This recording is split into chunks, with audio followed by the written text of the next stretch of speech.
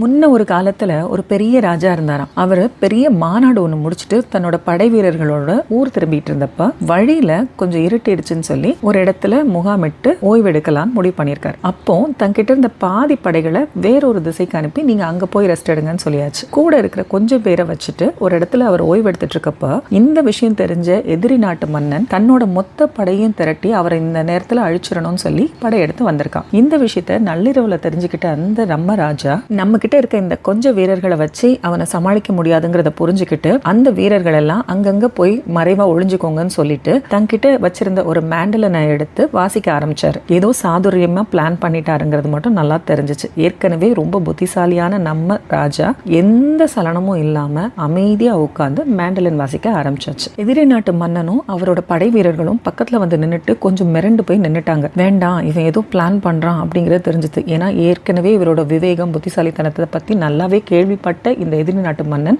ஏதாவது நம்மளை இங்க வர வைக்கிறதுக்கு ஏற்பாடு பண்ண தந்திரமா இருக்குமோ அப்படின்னு ஒரு பயத்திலையும் சுத்தி மறைவா அவரோட படை வீரர்கள் ஒளிஞ்சிருந்து நம்மளை தாக்குறதுக்கு காத்திருக்காங்களோங்கிற பதட்டத்திலையும் அமைதியா அங்கே நின்னுட்டாரு. நம்ம ராஜாவை நோக்கி முன்னெடுத்து செல்ற தைரியம் அவருக்கு இல்லாம அங்கே நின்னுட்டாரு. சரி, கொஞ்ச நேரம் காத்திருந்து பார்ப்போம், ஏதாவது மாறுதல் வரும், நம்ம தாக்குறதுக்கான தருணம் வரும் அப்படின்னு காத்துட்டு இருந்தவருக்கு ஏமாற்றம் தான் மிஞ்சும். ஏன்னா எவ்வளவு நேரம் ஆகியும் எந்த ஒரு சலனம் இல்லாம எந்த ஒரு பதட்டம் இல்லாம ரசிச்சு தன்னோட மேண்டலினை வாசிச்சுட்டு இருந்த ராஜா அவர் தொடர்ந்து செய்யறத பார்த்த உடனே இவங்க பயந்து பின்வாங்கி ஊருக்கே திரும்பி போயிட்டாங்க. எப்பவுமே ஒரு கஷ்டம் வந்துச்சுன்னா அதை ரத்தம் சிந்தி போராடி அழுது புலம்பி கஷ்டப்பட்டு தான் அதை சரி செய்யணுங்கிற அவசியம் இல்லை. அந்த பிரச்சனையை சாதுரியமாவும் சாமர்த்தியமாவும் புத்திசாலித்தனத்தோட சமாளிக்க கண்டிப்பா ஏதாவது ஒரு வழி இருக்கும். பொறுமையா யோசிச்சீங்கன்னா கிடைக்கும். ஒரு விஷயம் உங்களுக்கு சவாலா அமையும் போதுதான் உங்களோட திறமையும் உங்களாலையும் சாதிக்க முடியும் அப்படிங்கிற விஷயமும் உங்களுக்கே தெரிய வரும். To change your life you need to change your priorities. நீங்க வாழ்க்கையில எந்த விஷயங்களுக்கு முக்கியத்துவம் கொடுக்குறீங்கிறத பொறுத்து தான்